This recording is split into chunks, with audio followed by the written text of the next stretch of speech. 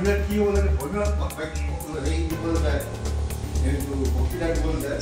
বৰগাঁও কাঠবাপু সত্ৰত ধেমাজি জিলা সত্ৰ মহাসভাৰ সভা ও সংবাদমেল। চিচি বৰগাঁও কাঠবাপু সত্ৰত ধেমাজি জিলা সত্ৰ মহাসভাৰ সাধাৰণ সভা অনুষ্ঠিত হয়। বৰদলনি খলগুৰি সত্ৰৰ পৰিচালক ডিম্বেশ্বৰ গোস্বামীয়ে সভাপতিত্ব কৰা সভাত কিছুদিন পূৰ্বে গঠিত হোৱা ধেমাজি জিলা সত্ৰ মহাসভা সমিতিৰ সভাপতিৰ দায়িত্বত থকা বনমালী গোস্বামীয়ে সংবিধান বিৰোধী কাৰ্যত লিপ্ত হোৱা আৰু সমান্তৰালভাৱে ধেমাজি জিলাৰ সত্ৰ মহাসভাৰ কেইজনমান ব্যক্তিয়ে সত্ৰ মহাসভাৰ বিসম্বাদী আন এটা সংগঠনক সহযোগিতা কৰাৰ সন্দৰ্ভত আলোচনা কৰিবৰ বাবে আজিৰ সভা অনুষ্ঠিত হয়। সভাত জিলাখনৰ প্ৰায় 25খন সত্ৰৰ ক্ৰমে সত্ৰাধিকাৰ, পৰিচালক, ডেকা সত্ৰীয়া ভকত, বৈষ্ণৱসকলৰ উপস্থিতিত সৰ্বসন্মতিক্ৰমে সিদ্ধান্ত গ্ৰহণ কৰা হয় যে ধেমাজি জিলা সত্ৰ মহাসভাৰ কিছুদিনৰ পূৰ্বে অনুষ্ঠিত হৈ যোৱা অধিৱেশনত সভাপতিৰ দায়িত্ব গ্ৰহণ কৰি পুনৰ গোপনে সদৌ অসম সত্ৰ মহাসভাৰ সৈতে জড়িত থাকি সংবিধান বিৰোধী কাৰ্যত লিপ্ত থাকিও ধেমাজি জিলা সত্ৰ সভাত জড়িত আছিল আৰু ধেমাজিত সদৌ অসম সত্ৰ মহাসভাৰ কমিটি গঠন কৰাত সহযোগিতা কৰিছিল। ইফালে প্ৰাক্তন সভাপতি যদুমণি গোস্বামী আৰু অকাজানস্থিত মৈৰামমৰা সত্ৰৰ ভুৱন মহন্তৰ বিৰুদ্ধেও ব্যৱস্থা গ্ৰহণৰ সিদ্ধান্ত লোৱাৰ লগতে কেইবাটাও প্ৰস্তাৱ গ্ৰহণ কৰা হয় বুলি আজি সংবাদমেল আয়োজন কৰি ধেমাজি জিলা সত্ৰ মহাসভাৰ বিষয়ববীয়াই অৱগত কৰাৰ লগতে আজিৰ সভাত নতুন সভাপতি হিচাপে বৰদলনি খলগুৰি সত্ৰৰ ডিম্বেশ্বৰ গোস্বামীক সভাপতি হিচাপে দায়িত্ব অৰ্পণ কৰাৰ লগতে মিত্ৰদেৱ মহন্তক কাৰ্যকৰী সভাপতি আৰু কৰুণা গোস্বামীক উপসভাপতি হিচাপে দায়িত্ব অৰ্পণ কৰে। ধেমাজি জিলা সত্ৰ মহাসভাৰ এখন সমিতি এইখনে বহুদিন ধৰি মহাপুৰুষ শংকৰদেৱৰ আৰ্হিত গুৰু ধৰ্ম প্ৰচাৰ আৰু প্ৰসাৰৰ কাৰণে কাম কৰি আছে।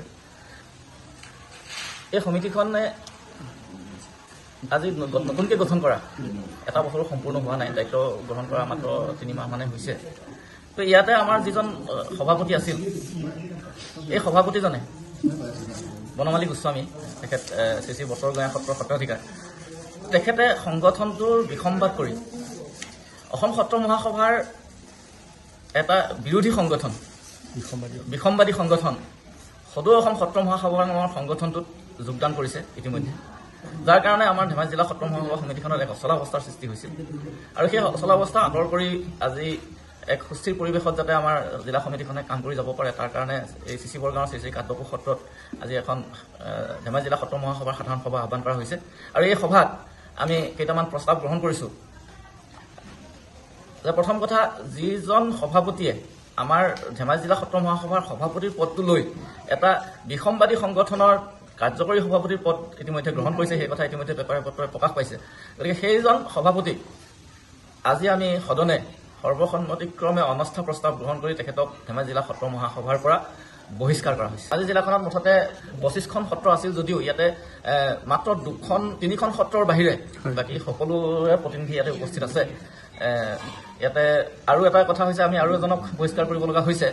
ধেমাজি জিলা সত্ৰ মহাসভাৰ প্ৰাক্তন সভাপতি, এইজন সভাপতিৰ আগৰ সভাপতি ধেমাজি শ্ৰী চেকেৰাতলী সত্ৰৰ সত্ৰাধিকাৰ যদুমণি গোস্বামী, তেখেতেও ইতিমধ্যে বিসম্বাদী সংগঠন সদৌ অসম সত্ৰ মহাসভাৰ সভাপতিৰ দায়িত্ব গ্ৰহণ কৰিছে। গতিকে তেখেতকো আজি আমি সৰ্বসন্মতিক্ৰমে ধেমাজি জিলা সত্ৰ মহাসভাৰ পৰা বহিষ্কাৰ কৰা হৈছে। মুঠতে আমাৰ চাৰিজন লোক আমাৰ তেওঁলোকৰ সভালৈ গৈছিল। তাৰ ভিতৰতে মাননীয় উমেশ মহন্তদেৱ, তেখেতে অজ্ঞতাৰ কাৰণে তালৈ গৈছিল বুলি ইতিমধ্যে তেখেতে স্বীকাৰ কৰিছে। গতিকে তেখেতক আমি সদনে পুনৰ সত্ৰ মহাসভাৰ ভিতৰত আমি সাঙুৰি লৈছোঁ। আৰু এজন প্ৰলোভন দি বিভিন্ন চৰকাৰী ধন দিয়াৰ লোভ দেখুৱাই তেখেতক তালৈ নিমন্ত্ৰণ কৰি নিছিল।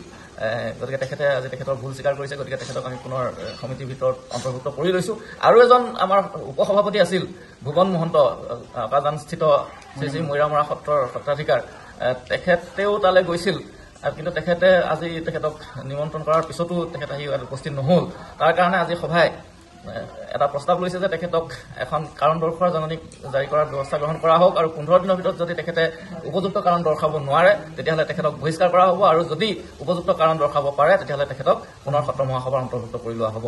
আৰু 3 নম্বৰ আৰু এটা কথা আছে যে আমাৰ ধেমাজি জিলাখনত অসম চৰকাৰৰ যি সত্ৰৰ অনুদান, এই অনুদান মুঠতে 5খন সত্ৰই পাইছিল, 15 লাখ টকা পাইছিল। এই 5খন সত্ৰৰ ভিতৰত কেইখনমান সত্ৰই সেই চৰকাৰী পুঁজিটো সম্পূৰ্ণ অপব্যৱহাৰ কৰি এটা মানে সত্ৰসমূহৰ এটা বদনাম আনিছে। গতিকে কেন্দ্ৰীয় সমিতিৰ নিৰ্দেশ অনুসৰি সেই যিকেইখন সত্ৰই সত্ৰৰ পুঁজিৰ দুৰ্ব্যৱহাৰ কৰি অপব্যৱহাৰ কৰিছে, উপযুক্ত ব্যৱহাৰ কৰা নাই, সেইকেইখন সত্ৰৰ বিৰুদ্ধে এক ন্যায়িক তদন্তৰ ব্যৱস্থা কৰাৰ বাবে আজি প্ৰস্তাৱ গ্ৰহণ কৰা। জিলা সত্ৰ মহাসভাৰ নতুন সমিতিখন গঠন হোৱা কেইমাহমানে হৈছে, দায়িত্ব লোৱাটো মাত্ৰ 3 মাহমানে হৈছে। গতিকে এই সময়ৰ ভিতৰতে আকৌ সমিতিখন নতুনকৈ গঠন কৰাটো এটা সমস্যা আছে। গতিকে কেন্দ্ৰীয় সমিতিয়ে এটা নিৰ্দেশ আমাক দিছে যে যিজন কাৰ্যকৰী সভাপতি আছিল ইতিমধ্যে, সেই কাৰ্যকৰী সভাপতিজনকে সভাপতি পদলৈ উন্নীত কৰি বাকী খালী হোৱা যিকেইটা পদ আছে সেই পদকেইটা সাধাৰণ সভাই পূৰণ কৰাৰ ব্যৱস্থা গ্ৰহণ কৰি সমিতিখন পূৰ্ণাংগ কৰিবৰ কাৰণে আমাক নিৰ্দেশ দিছিল। সেই মৰ্মে আজি আমি আমাৰ সমিতিৰ পূৰ্বৰ কাৰ্যকৰী সভাপতি ডিম্বেশ্বৰ গোস্বামী মোৰ কাষতে আছে, তেখেতকে সভাপতি হিচাপে সভাপতি পদলৈ উন্নীত কৰি আমাৰ অসম সত্ৰ মহাসভাৰ উত্তৰ পূব মণ্ডলৰ সম্পাদক মিত্ৰদেৱ মহন্ত কাৰ্যকৰী সভাপতি আৰু কৰুণা গোস্বামীক উপসভাপতি হিচাপে আজি সভাই নিৰ্বাচন কৰি প্ৰস্তাৱ গ্ৰহণ কৰিছে। অসম সত্ৰ মহাসভাৰ বিসম্বাদ কৰি এটা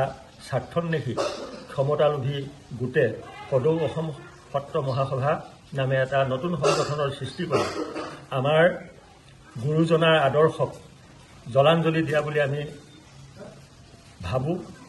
এই কাৰ্য অতিকৈ গৰিহণাযোগ্য।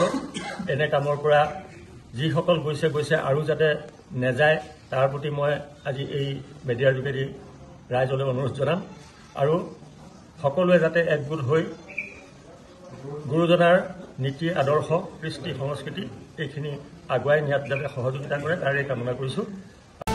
ধেমাজি জিলাৰ পৰা সঞ্জয় নাথৰ ৰিপৰ্ট E24 লাইভ ব্ৰেকিং।